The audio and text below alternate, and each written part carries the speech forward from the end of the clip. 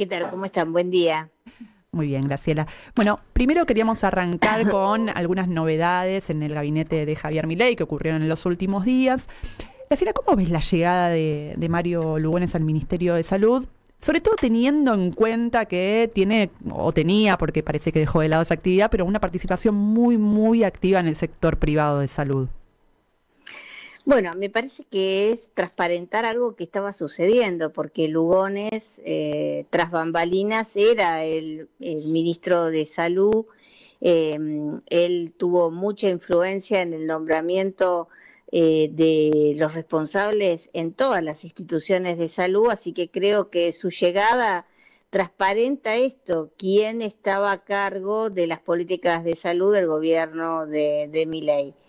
Y en ese sentido, sí, digamos, supongo que él obviamente es muy conocido porque desde hace muchísimos años ha sido parte del sistema privado de salud, sobre todo en la ciudad de Buenos Aires, con efectores tan importantes como el Sanatorio Güemes y también con influencia en obras sociales y medicina prepaga, tanto en gastronómicos como en otras, y hasta con una prepaga propia, ¿no? Que hace años es conocida en el sistema, por lo menos de la ciudad de Buenos Aires. Y el que salió fue Russo, que todavía no se sabe bien por qué salió, no dieron demasiadas explicaciones. ¿Y cómo evalúa estos meses de gestión de Russo en el gobierno de Javier Milei? Creo que, digamos, que toda la política de salud de Javier Milei fue justamente que el Estado Nacional salga de la responsabilidad que tiene sobre el sistema sanitario. Y esto es un poco preocupante porque obviamente cuando uno ve, por ejemplo, el análisis del presupuesto que se envió, claramente salud es uno de los más perjudicados, ha bajado su participación en el presupuesto nacional. Y creo que esto tiene que ver con esta concepción de traspasar las responsabilidades tanto de educación como de salud totalmente a las provincias. Lo que uno se debería preguntar es para qué queremos Ministerio de Salud si no se hace cargo de absolutamente nada. Lo vimos con la crisis del dengue a principios del año y bueno, y lo vemos ahora, ¿no? Lo extraño y lo preocupante es que se va en medio de dudas de cuál es el motivo de su ida, si es hechos de corrupción, si son diferencias políticas o es un tema personal.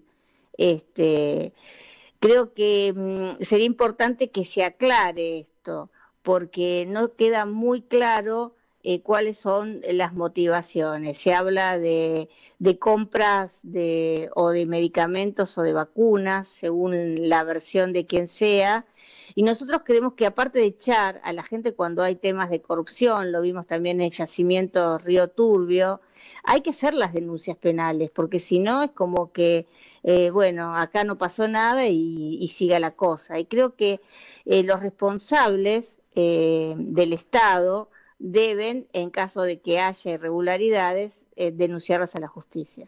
Exacto, porque solo son trascendidos periodísticos, oficialmente no se dio explicaciones. Pero trascendidos periodísticos que se asientan en una declaración del Papa, digamos, ¿no? De un cuatro de copas y de un periodista que todos conocemos, como es Marcelo Bonelli, que tira la versión de que esa persona que el Papa se refería era justamente Russo. Yo creo que el gobierno debe aclararlo. No basta con insultar a los periodistas, sino tiene que hacer la aclaración pertinente. Y si no hay nada, que también haga la denuncia para que se vea la opinión pública que la justicia no pudo encontrar absolutamente ninguna irregularidad. Graciela, usted, bueno, sobre este tema, es presidenta de Confianza Pública. ¿Intentarán formalizar el pedido para que se avance en esta cuestión o queda, digamos, solamente en esto que usted está exponiendo públicamente? No, estamos trabajando en una denuncia penal, porque a nosotros nos parece que se tiene que hacer una investigación. Estamos pensando en presentarla ante el fiscal de investigaciones administrativas, porque tampoco es que tengamos información. Sabemos que se podría reflejar en dos áreas. Una es la adquisición de las vacunas, en general, gripe, dengue, donde también nosotros vemos con preocupación que bajo el secreto muchas veces no se conocen los contratos, tal cual como hacía el kirchnerismo.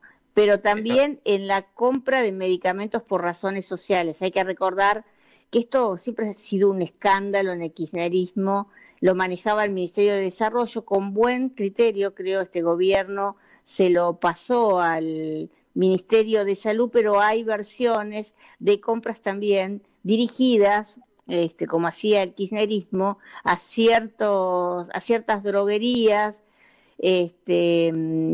y no compras directas a laboratorios, que el Ministerio de Salud, por supuesto, puede hacer. Y ese era el sentido, entiendo, del traspaso.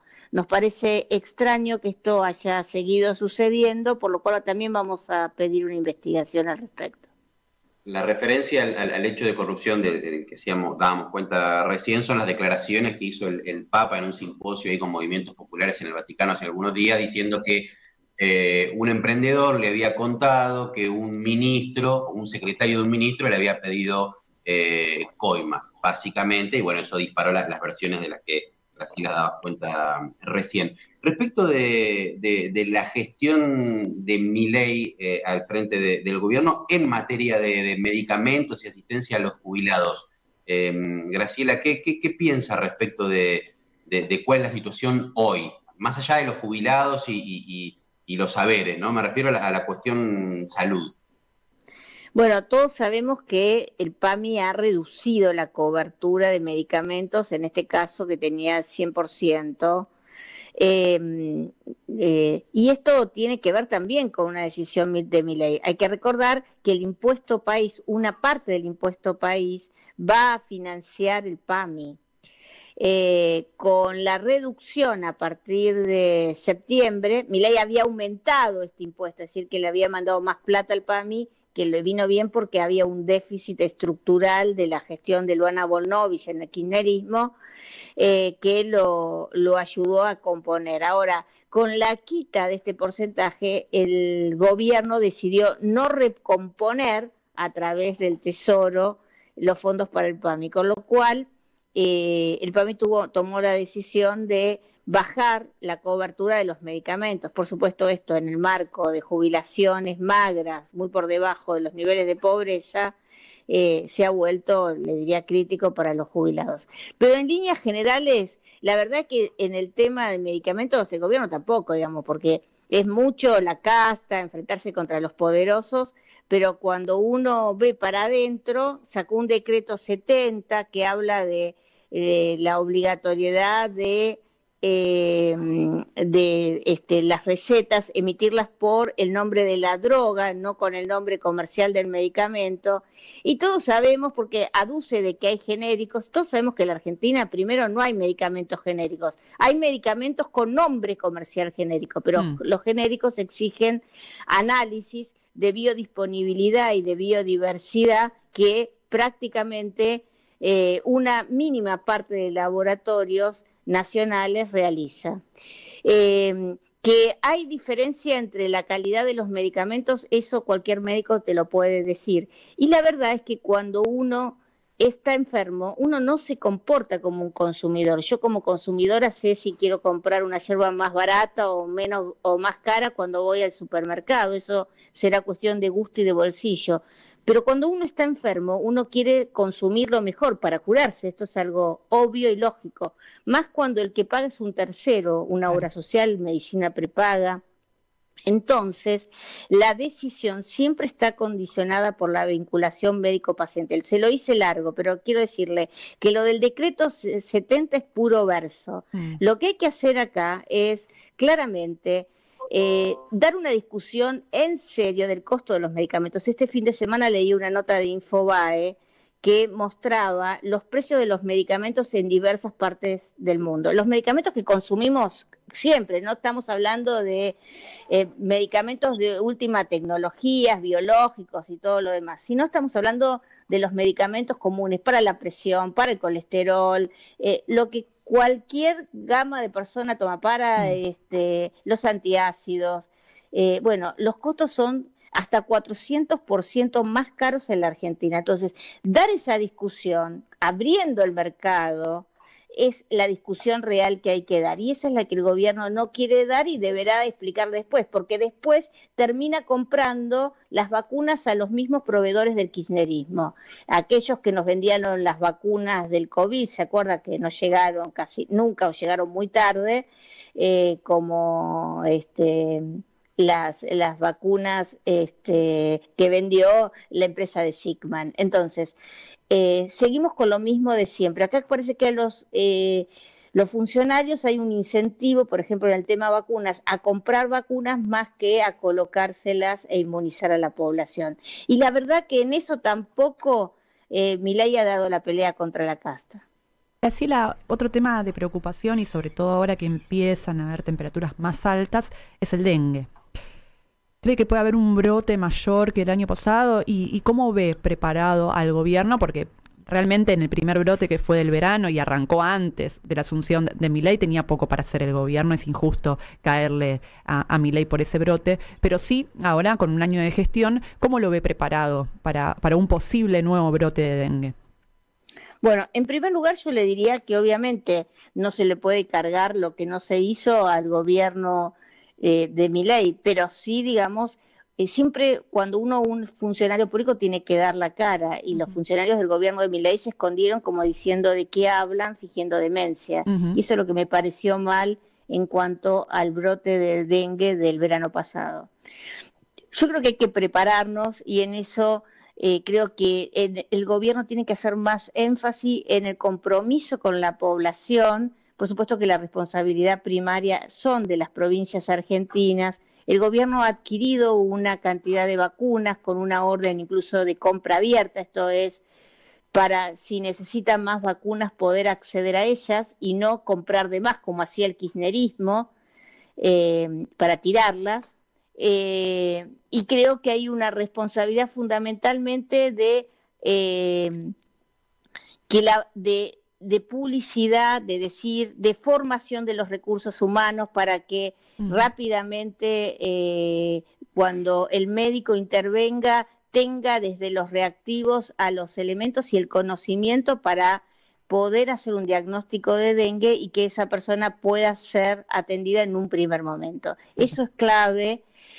También dependerá del serotipo que circule en los países, aunque en la Argentina y en la región está circulando varios de los serotipos al mismo tiempo. Habrá que ver cómo trabajarlo. Pero lo importante es dar la lucha contra el mosquito, claro, que está en nuestras casas, que se mueve en un ámbito de 100 metros, y en eso es clave la acción que podamos hacer individualmente cada uno, eliminando los criaderos, esto que se llama descacharrado, es decir, eliminando toda la posibilidad de que donde se cría el mosquito, y fundamentalmente después también cuando se detecten los casos, el sector público, para hacer lo que se llaman acciones de bloqueo, es decir, en toda esa cuadra tratar de dar una pelea para que el mosquito no siga circulando y contagiando a otras personas. Esas son las claves, más la vacunación que cada distrito ha fijado como su prioridad. En el norte por ahí más amplia, las edades, porque estos son lugares geográficos endémicos donde claro, circula hace 20 años o 30 años el dengue, y otra cosa es la zona central donde el dengue ha tenido un gran desarrollo en los últimos 10 años. Bueno, esperemos que se activen las campañas entonces, porque esta responsabilidad y fundamentalmente individual, que los funcionarios, digamos, hagan campaña pública, claro, explicándole en las escuelas, en las casas, a la población cómo hacer esto. El mosquito no es una mascota, como muchos funcionarios dicen, porque las mascotas las cuidamos, la verdad que las queremos, es un enemigo, y así hay que tratarlo, eliminándolo. Hay que atacarlo.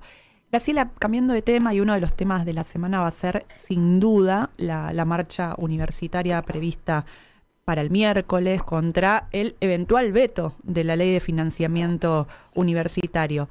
¿Cómo ve esta amenaza de veto? Porque todavía no sucedió, pero ya parece que es un hecho. Milei se lo dijo a todo el mundo que va a vetar esta ley. ¿Cómo ve esta postura del gobierno frente al financiamiento de las universidades? Bueno, creo que es irreductible. El gobierno no quiere financiar ni la salud, ni la universidad, ni la educación. Y esto es grave porque todos sabemos que en la Argentina esa clase media baja, que tiene una aspiración de ir mejorando su situación, sabe que el camino es la educación. Y yo creo que hay una cuestión ideológica en el gobierno de Milei porque los recursos no son tantos, y hay como un desentendimiento, yo le diría, y una cuestión ideológica, insisto, en este veto, así como lo hubo con el tema jubilados, con el veto total, porque sí podría haber estado en desacuerdo con algunos aspectos de esa ley, pero no con la totalidad como lo hizo, lo cual trajo, la verdad, un gran retroceso para los jubilados. Una suerte de ensañamiento con las universidades públicas. Siempre con el mismo sector. Bueno, Graciela Ocaña, muchísimas gracias por estos minutos. No, gracias a usted por la comunicación.